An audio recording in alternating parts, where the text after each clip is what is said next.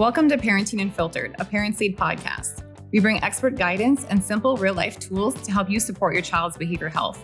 I'm your host, Sara Kapp, and our guest today is Dr. Dan Cramer, Clinical Director of North Dakota's Regional Human Service Centers, and more importantly, a father of 6.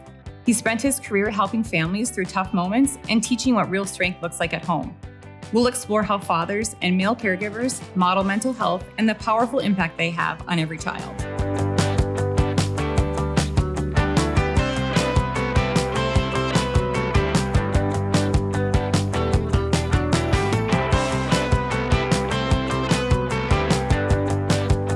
Dan, can you tell me a little bit about you, how you came into your role as a clinician, and also what really attracted you to want to work with youth and families?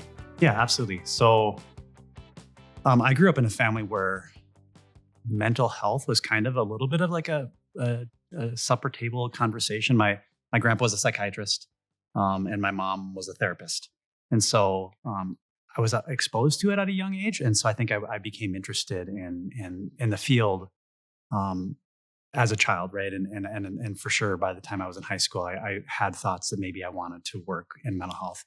And working with kids, I think in families in particular, like my passion was always working with families. And I think so much of a trajectory can change for a youth when you can impact a family and help a family become healthier. And so I think like I saw that even just growing up with friends and things like that. But then as I started my master's program, I had an opportunity to intern at a residential treatment facility. And you could really impact kids through the therapy there, through the work at the facility. But the impact became greatest when you were able to bring the parents in. And we were able to kind of talk with the parents about the dynamics within and between them and impact that. I think that you saw the greatest opportunity to make long-lasting change for young people. And so I've done in-home family work. I went to a school that specialized in functional family therapy, and so provided that through internship and briefly post graduation. And I've always had kind of an interest in that area. And so now I'm a psychologist, and my role as the clinical director, supervising across the 8 regional human service centers. The clinical directors at all of those. So they're really looking at best practice and how do we improve care across the state. And I think maybe you asked about me also, right? Yeah. So, and I've always been interested in having a big family. And so I'm a father. I'm married to my beautiful wife, Lindsay, amazing mother.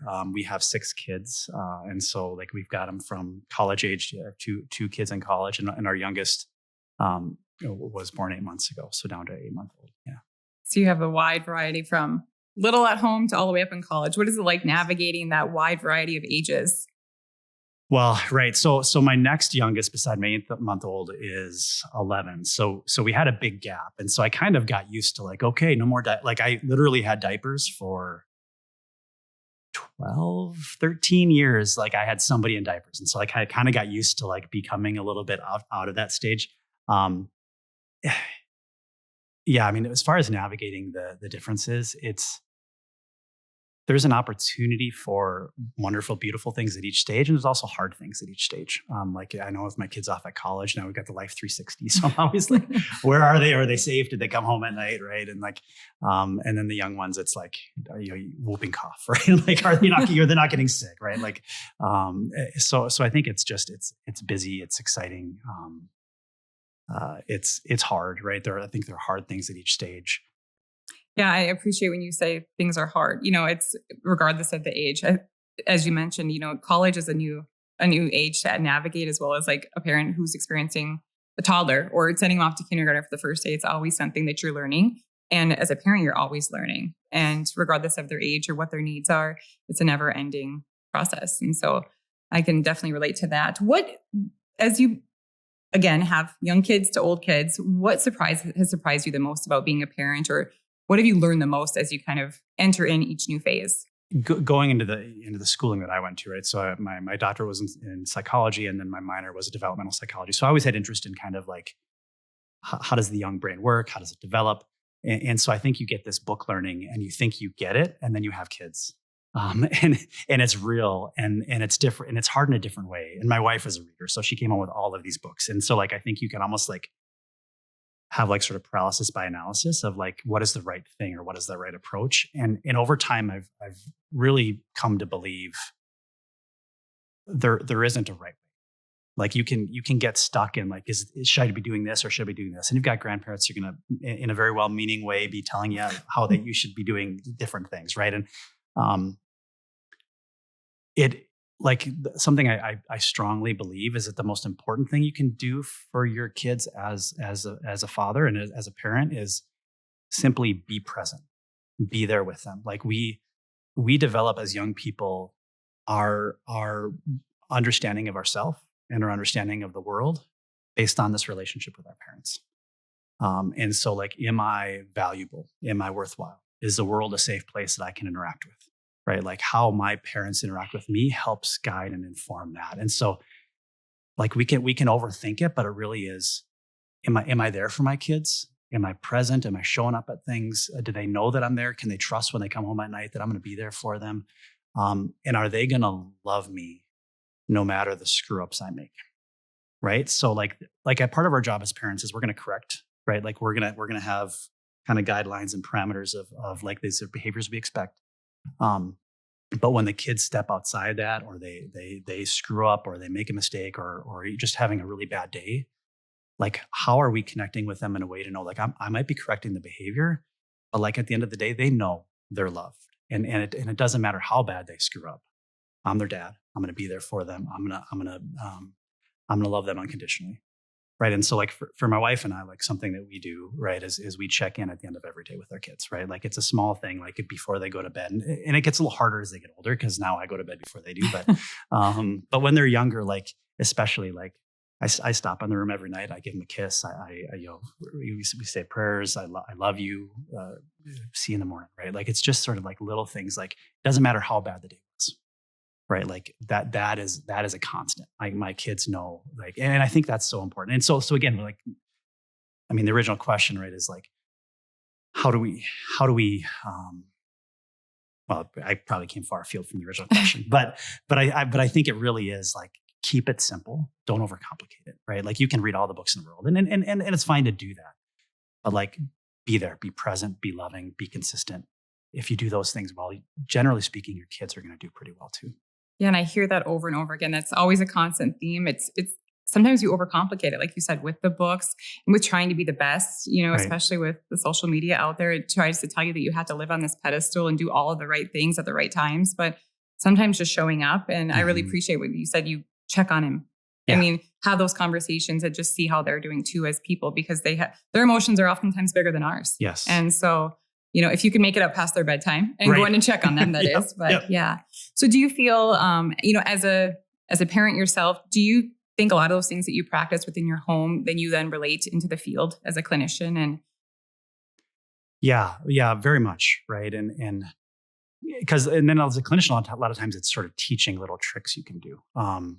And this is one that I learned from a friend where it's small things. And I'll maybe jump back, but like where it's at dinner time, we share a high and a low for the day, right? And the low is on purpose, right? And the low is to be able to kind of help them to be able to like get comfortable from a younger age, talking about like this kind of stunk today, right? Like I was mad at my teacher. This person pissed me off, or whatever it might be, and then I can also model too, right? Like. What I felt that day, right? Like maybe I had something bad happen, right? And sometimes it's little things, right? But it's getting comfortable and helping them become comfortable talking about your feelings, right? And then when bad things happen, sometimes you don't feel real great about it, and that's okay. And normalizing that, right? So I think just trying to find little things that seem to be working, and then offering them as tips. And my other point that I was going to make, there is no right thing, right? So I think it's like thinking about, what am I trying to accomplish? Which again is my kids are seen and heard and valued. And what it looks like in my family might be different than what it looks like in your family. But knowing what it is that I'm trying to accomplish, like the important thing is consistency, right? So I think like if I tell you how to do it, But if it's a kind of doesn't feel natural, or if it doesn't feel like it's going to fit in your family, you might say yes, but you're probably not going to do it, right? So I Yeah. think it's like finding things that can fit within kind of the culture of your family, kind of the norms of So like a lot of times working with people, it's not about telling them what to do, but it's saying like, this is what we're trying to get to. What are some ideas of things that might work? I might offer ideas, but like a lot of times it's about like, and even the family talking about, well, we could try this or we could do this, right? And like getting them to come up with ideas about like, how do we make sure we connect every day, right? Like, because that's the goal, right? It's not, so sometimes for some people it's supper. Some people it's like, yeah, we're never gonna eat supper together, right? Like it's just not gonna work, and that's okay, right? So I think there's like this idea that you have to do this, and um, understanding the why. The why is connection, right? So like, how do we find connection in our family? Yeah. And what does that look like? Is it, I mean, you could, like you said, you can do that away from the dinner table too. Maybe it's going for a walk or Yes. something, playing a game, or for us, it's playing charades. We always like to act things out and stuff and just getting a little bit of silly. And I think that also goes to, talking about emotions too, is, Yeah. it kind of is something bad does happen during the day too, try to do something to lighten the mood or something. Or is it best to just kind of go back and really talk about those feelings at that time, or a mix of both? And maybe that looks a little bit different too for everyone. It's probably a mix of both. Yeah, because I do think like it's that sort of like validating how your child is feeling, right? It might be how your spouse is feeling, right? Like Yeah. whatever within the family, and sometimes it can be like, how do we then move on? But I think it's being careful not to do that too quick, Mm-hmm. right? Because I think like there's a benefit in having the skill of, okay, how do I cope with this emotion? But I think especially thinking about role models as fathers, especially raising sons, right, where there's a lot in society that is sort of teaching them, maybe unintentionally, like, don't feel, right? Like it's really not okay for you to show emotion, to feel things. And I think as fathers, sometimes we can unfortunately perpetuate that. It's like kind of wipe the tear, right? Like you just get back out there, right? And sometimes there's a little bit of that. It's okay, but like also allowing them to feel, allowing them to show emotion, right? Giving them that space. And I think developing coping skills too becomes important, but making sure we don't move so quickly to how to move on before we allow them the space to say it's okay. It's okay to be where you're at, right? That's a normal human thing. We all feel that, right? We all have those times, right? Yeah. Yeah. That's great. I mean, it sounds like you're a great male role model in your home and outside of, as in your practice as well. And so what does emotional strength really look like in dads or male caregivers? And how can they really portray that to, their sons and daughters? Yeah. Yeah. It's interesting that I think sometimes showing emotion is seen as a weakness. But if you were to sit down and talk to a group of men and ask them like, how does the idea of showing emotion feel? Like for most of them, they would say scary, right? Like it's scary, Yeah. right? And so I think anything else that's scary and that you have the courage to do, that's saw as courage. But for some reason, like showing emotion is looked at differently, and it really shouldn't be. So I think like being comfortable and finding ways to role model showing emotion. I know the other thing is having, again, I think like how we react when people show emotion becomes really important. In our society, for whatever reason, like men tend to put down men for showing, like for having a reaction to something. Like, although even if sometimes it's seen as sort of lighthearted, Yeah. right? But the consequences are real, right? Because like even like sometimes our kids are watching, right? So it might be like, hey, you're like I've got two brothers, right? Like if I razz a brother, right? Like our kids are watching. You're with friends. So I think like being careful or mindful of how are you reacting when other people around you, whether it's your kids or even other people are showing emotion. Because I think, it is one of those things where like it's bigger than our family. This is something that just exists in our society where it's like, it's not consistently supported for men to have like emotional reactions to things. So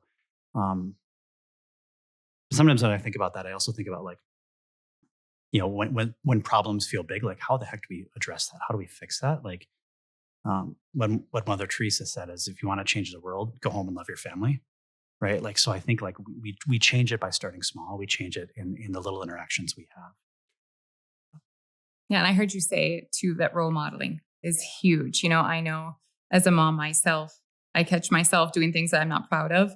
But I try my hardest to do the things that I want my kids to then do in return. One thing that we've been really working on is apologizing when we do mess up. And I've noticed that my 9-year-old now, she's learning that she doesn't just say sorry to say sorry. She's really learning why we say sorry and get those feelings and understand those feelings too. So how important is it, like you said, to role model those positive behaviors, good or bad, as a parent, when you do have those mistakes, and what might that look like? Yeah, no, that's a great example, and it's huge. And um, I think when we're able to apologize, first I think acknowledging that sometimes people feel like apologizing feels as though like now they're just going to sort of hold it against me, especially when you have teenagers, right? Because like Yeah. they're going to like, okay, now they're going to use that against me. Like you screwed up and you even said you screwed up. That's not what happens. That's really, it really, not that it couldn't ever happen. Maybe it could, but generally speaking, the kids feel so validated, right? Like they see it, they hear it, because probably they saw you, like they saw you as a parent, like elevate and like get angry or whatever it might be.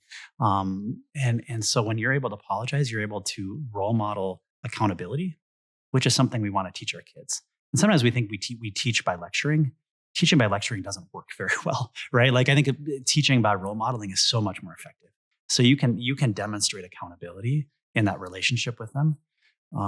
And I think the other thing about it is it's showing them that relationships can be healed, right? And so I think you can role model that with your partner, right? Like so your kids can see that too. Like sometimes like you end up fighting with your partner in front of the kids, and you can role model with them like apologizing, like talking about it, so they can see like, hey, you can get angry with somebody and heal and work through it. And then you can do that with your kids the same way. And with the kids, and they can feel it too, right? Like you can see it and see how that looks, but also they feel what that feels like when someone gives you a genuine apology without justification, right? Like it's just an apology. It's not saying, well, I did this because it just stops with, I'm sorry I raised my voice. That was not appropriate. Love you, like whatever. And yeah, I mean, it is such a powerful feeling. And when you can role model a lesson and have an emotion attached to it, it's so much more impactful.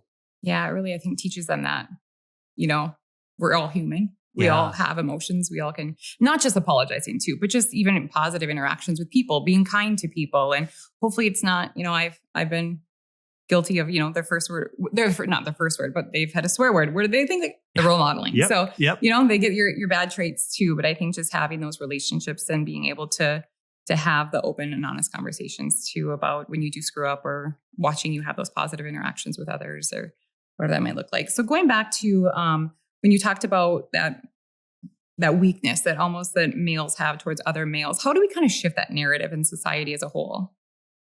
Yeah, it's such a big thing. So I do think it starts with starting at home, right? With starting at how are we teaching our kids to be better than we were, right?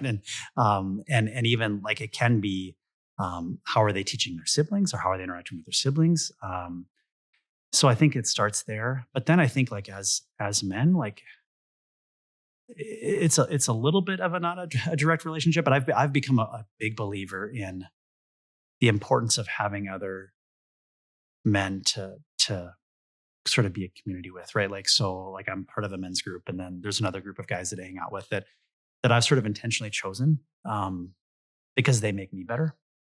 And so I think there's something about having a space where you can talk to other men about real things, right? And so my men's group, like we talk about being husbands, right? Or partners, right? And we talk about being fathers. We talk about trying to live a good life, right? Like we talk about those things, and it's a place where guys are able to be vulnerable, right? And I think that like it's such a different thing. And I've only kind of gotten that since I've been in my 40s, right? So, but I do think there's a saying, and I think it comes from research that it kind of looks at like how change happens, and so much of it is based on like what you're reading, what you're exposing yourself to, and then who you're surrounding yourself with.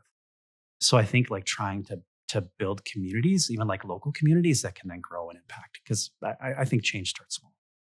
Yeah, that's really great too, because we all know that parenting is hard, and it might take more than just those inside of your family. It Right. takes a village to raise a family, Yes. whether that's a teacher, a sports coach, or a pastor, or the neighbors, the friends. And I was actually talking with a dad yesterday who said he was scared when he became a first-time dad. And so one of their biggest support was one of their friends, their college friends, that would come over and check on them and bring them the books, Yeah. the clothes, but just having that connection that you can relate to somebody Yes. is really huge, because they're probably struggling with a lot of the same things you are. And Yeah. so just knowing that you're not alone. Let's Yeah. talk about, like you said, you're vulnerable. You really Yeah. open up and talk about the struggles, because even sometimes your spouse or your partner isn't the one that you can really talk to, because maybe they're you're struggling with them. And so just finding that close connection that you can relate Yes. to.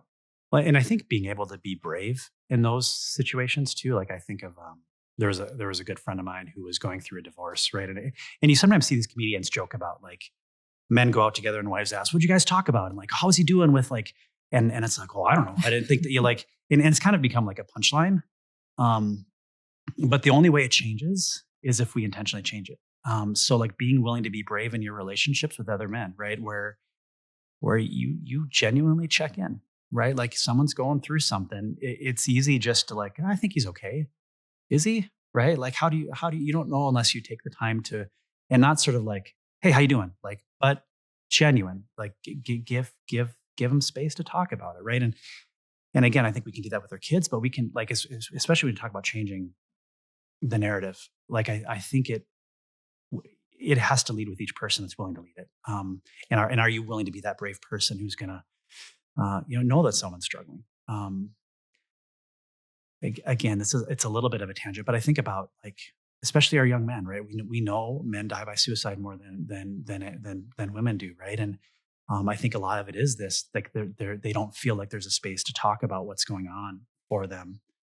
And I think as parents, even like, or as friends, or really kind of almost any environment, we have choices we can make every day. Where sometimes we seem like, I'm not sure how they're doing, and a lot of times we choose to just say, well, I hope they're okay, right?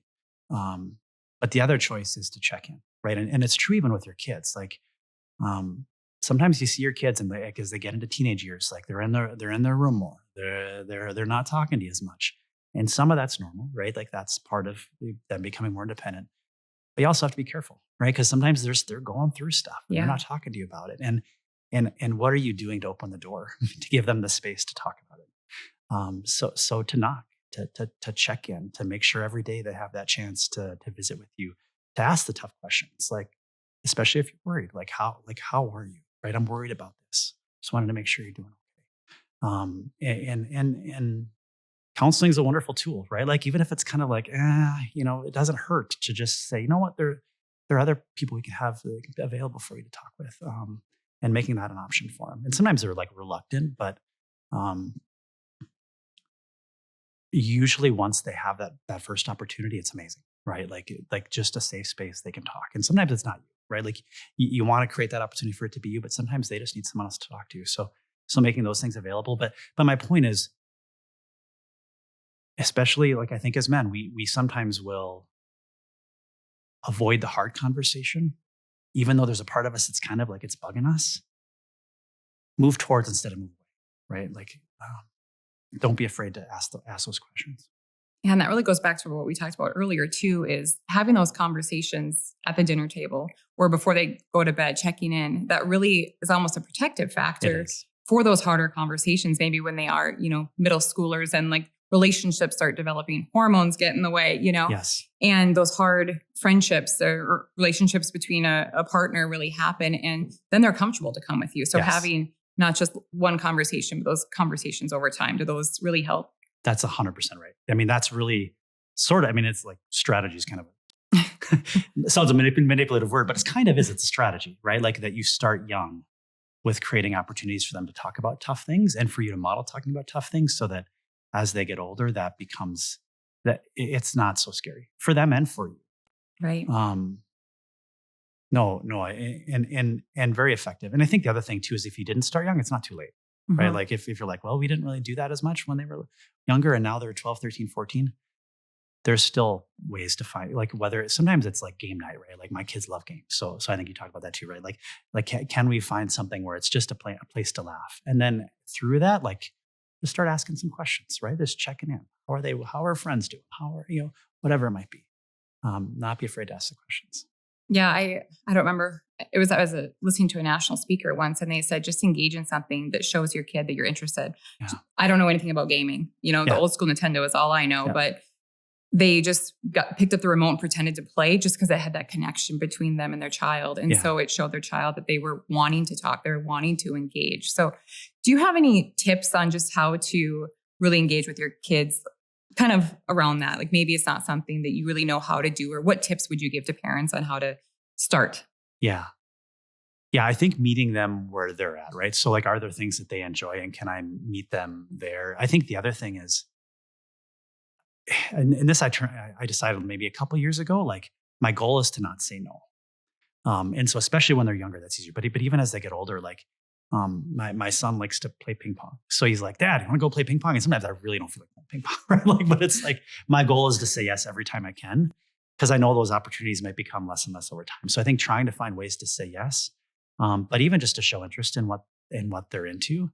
And sometimes you join with them, but sometimes it's just you show up and you watch them. Mm-hmm. Like even my son got into he like gaming, right? So he like was on the gaming club through the school, and so the best we could do was like we would like stream him playing. He'd go out to the school and be playing like with his friends, but we would watch and listen to them like do that. And then when he came home, we would talk to him about like this game that they were all playing together, right? And not something that super interested me, but I found ways to be interested because it allowed me to engage with my.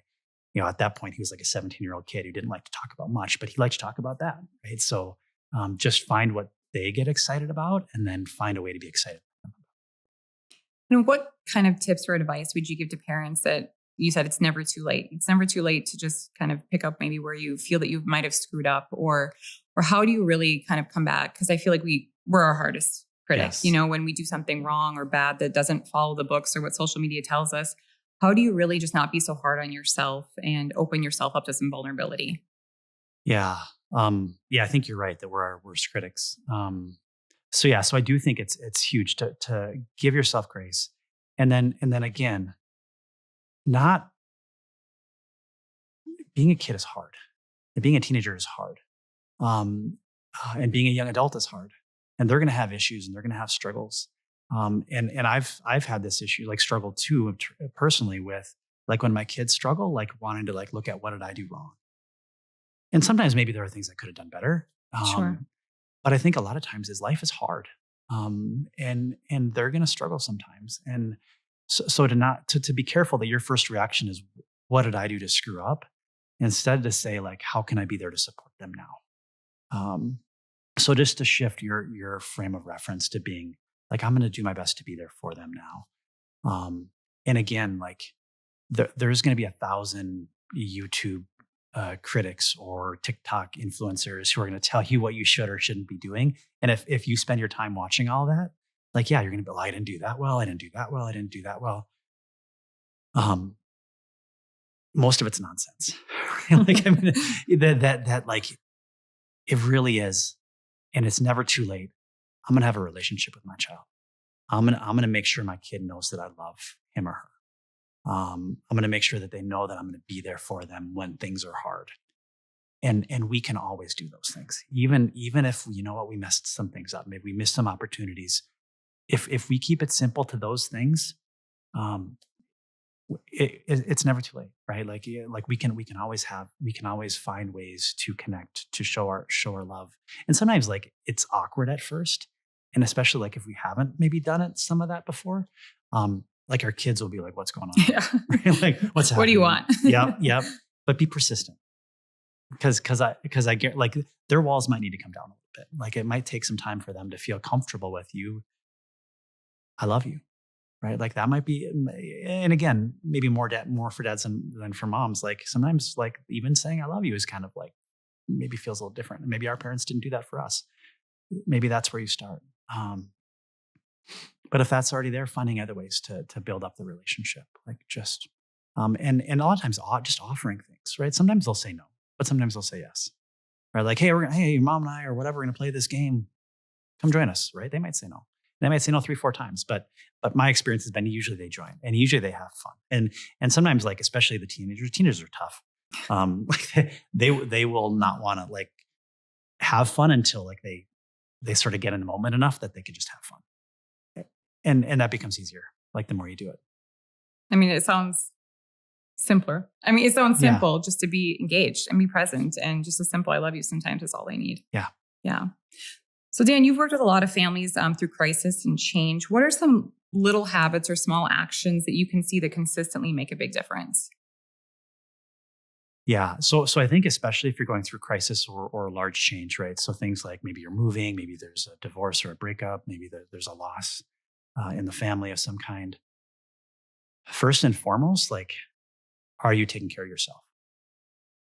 Because to help your kids, like you need to be okay. And so a lot of times when big things are happening for the family, that means big things are happening for you too as the parent. Um, so stop and slow down and think about like, am I doing what I need to do to make sure I'm okay? Um, and then kind of check in with your kids in the same way. Like, how are you? Like, making sure you're giving them space to talk about what this, whatever it might be, is impacting them and how they are with it.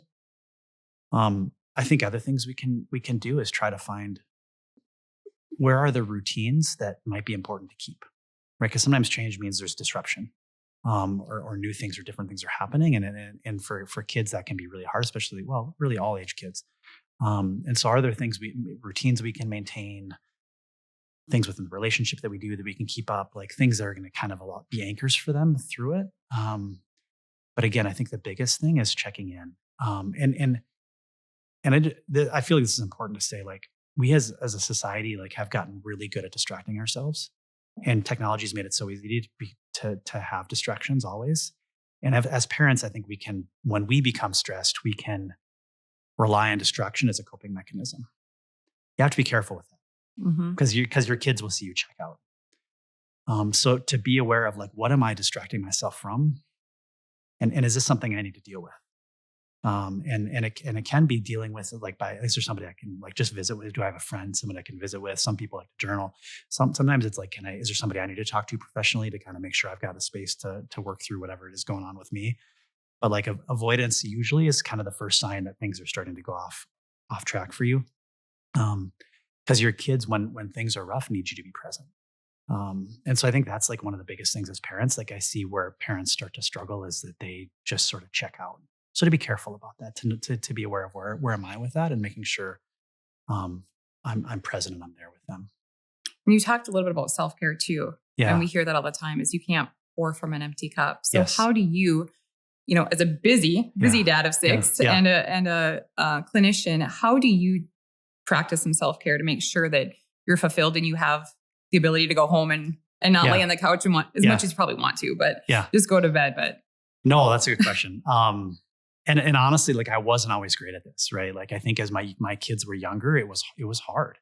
But I've kind of been more intentional about building it up. And now I've got a baby again. This is hard, but sleep is huge. Like I do my best. Like I go to bed early.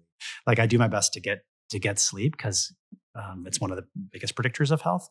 And then like I try to work out like at least 3 times, maybe 4 times a week.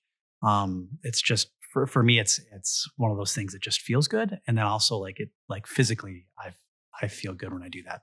And I think the other thing that I talked about is I do have a group of guys that I prioritize checking in with, like in the, and we did sort of intentionally, and it's been interesting. Like I was sort of purposeful about like being vulnerable with that group, and like people follow you, right? Like so if you can have a group of people like or people around you that you trust that are good people that you can connect with and share like what's going on in your life, um, if you lead the way, they'll usually follow, right? So like if you can kind of demonstrate vulnerability, usually, and if they're jerks about it, then they're probably not your people, right? Like, yeah, but usually they'll follow suit, right? And it becomes like this relationship where you can kind of connect with somebody and they connect back. And but I think having that is important. And again, I think as men, we underestimate the value of that, and we know that, right? Like the research supports that men tend to lose their friendships like post college, and it becomes kind of their spouse or their significant other and their kids, um, and it's part of the reason men don't do well when their spouses die, right? Like we do, the outcomes for us is not great. Um, so I think it's important to be intentional about like, are you building some roots? Are you building some connections? Are you building some relationships that will help ground you? So I think that's part of my self-care too. so I keep hearing you say you have like a good group of friends that emotionally support each other. What if, you're a parent who North Dakota is very rural, almost Yeah. frontier in a lot of Yeah. places. If you struggle with finding that connection with a group of other peers, like, do you have any other ways that you can really build that emotional relationship with others?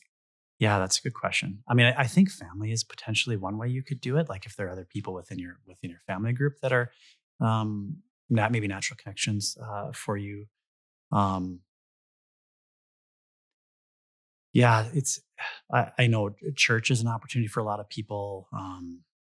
Activities like men bond well through activities.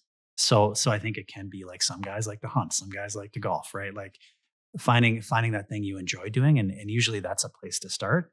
And it might not start as that place where we have deep conversations, but like for guys, sometimes we can take a little while to trust, but like it can start over like, yeah, I've got a buddy who likes to golf, so we're gonna start golfing, and then be intentional about building the trust over time and having that be one of those relationships. So I think finding people with shared interests can be a good avenue, and especially for men to develop those kind of relationships.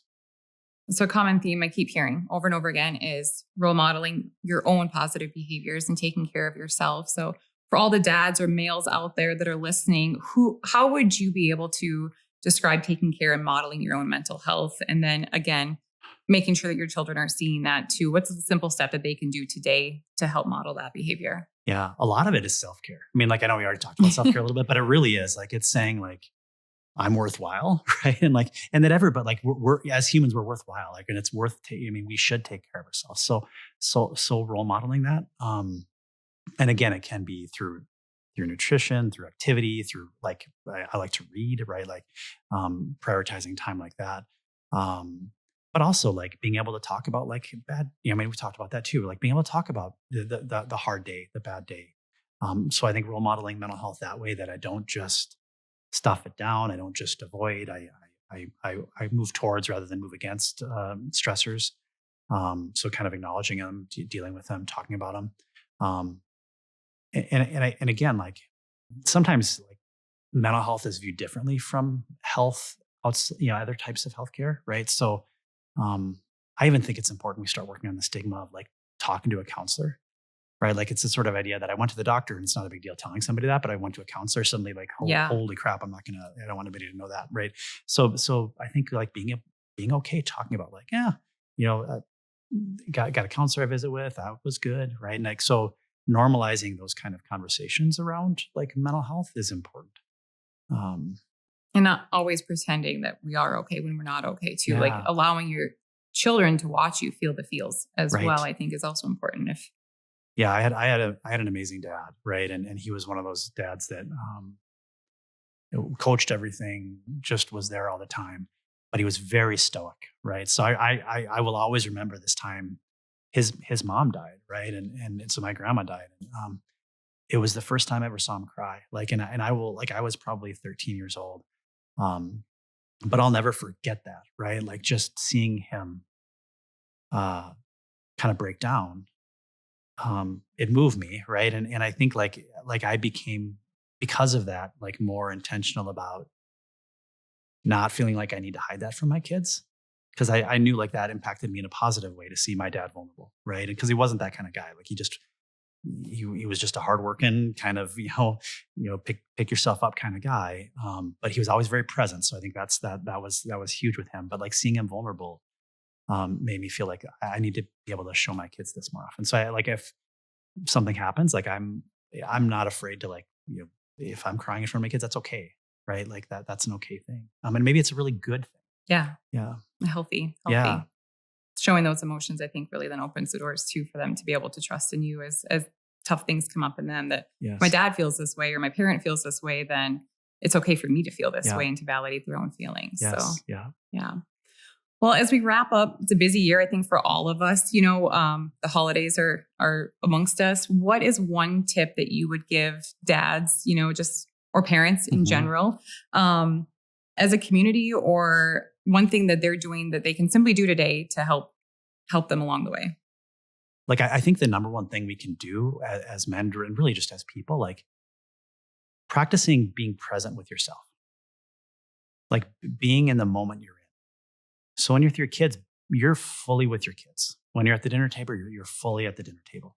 Um, And part of that's going to be just like you're going to be a better, more present father when you're doing those things. But it's also going to slowly allow you to become a little bit more self-aware of like when you're being present is hard. And I think people avoid it, right? I think a lot of times people will avoid being present because you become aware of like some of the hard things too, right? Maybe some of the stressors that are bothering you or the things that you're kind of ignoring.